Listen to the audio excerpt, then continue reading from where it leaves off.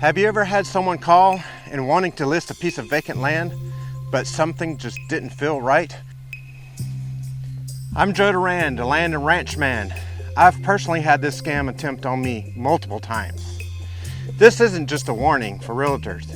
It's also for title companies, lenders, banks, and landowners. Everyone involved in a real estate transaction plays a role in preventing fraud. The scam usually starts with a phone call. The caller tells me they own a vacant lot or acreage and wants to sell it.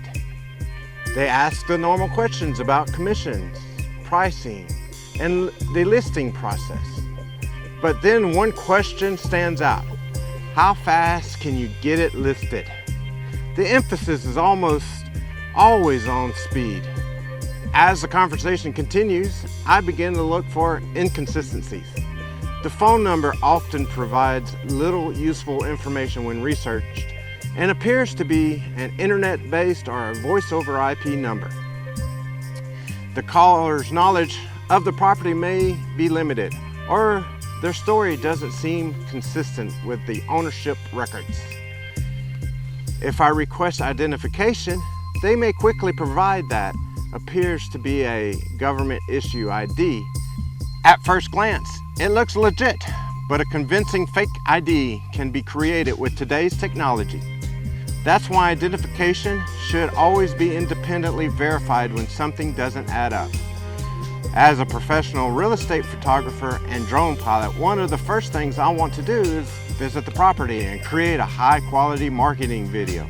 And surprisingly, these callers often tell me that's not necessary. They just want the property listed as quickly as possible. Once the listing is active, they frequently ask all the communication be moved to email because they're supposedly are traveling or working overseas or otherwise unavailable by phone. As the transaction moves towards closing, another major red flag can appear.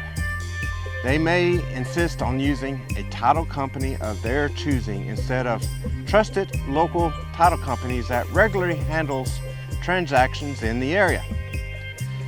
The most concerning part is that this scam can appear completely legitimate until someone verifies ownership. I've seen situations where the transaction moved so far along that everybody believed they were dealing with the rightful owner until the actual property owner was contacted and said, "I never listed my land for sale." Now looking back, I've noticed some reoccurring patterns. The property is often vacant land or acreage. The legal owner may live in another city or another state. Sometimes there has recently been a life event involving the property, such as an inheritance or the death of an owner. By itself, that doesn't indicate fraud, but it can make a property more attractive to scammers because ownership records may be less familiar to the professionals involved.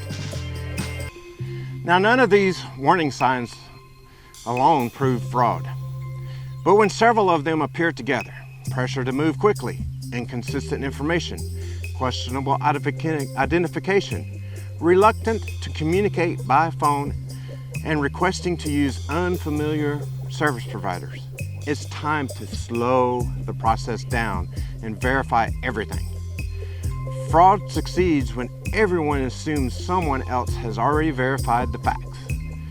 Fraud is stopped when realtors like myself, title companies, lenders, and property owners each take the time to confirm identification, ownerships, and authority before moving. If you encountered a similar situation, I'd appreciate hearing your experience. The more we share these stories, the better we can protect property owners and the integrity of our real estate industry. If you found this video helpful, please give it a thumbs up and share it with your fellow realtors, title companies, lenders, bankers, and anyone involved in real estate transaction. The more people we recognize these warning signs, the harder we make it for scammers to succeed. Now, don't forget, subscribe to my channel and click the notification bell so you don't miss out on the future videos. I'll be sharing real world scams I've personally encountered, the red flags to watch for, and practice ways to protect buyers, sellers, landowners, and real estate professionals from becoming the next victim. If you've ever experienced a real estate scam or have a story that helped you or others, leave a comment below. Your experience may help prevent someone else's property from being stolen. I am Joe Duran, the Land and Ranch Man. Thank you for watching. Stay vigilant, and I'll see you in the next video.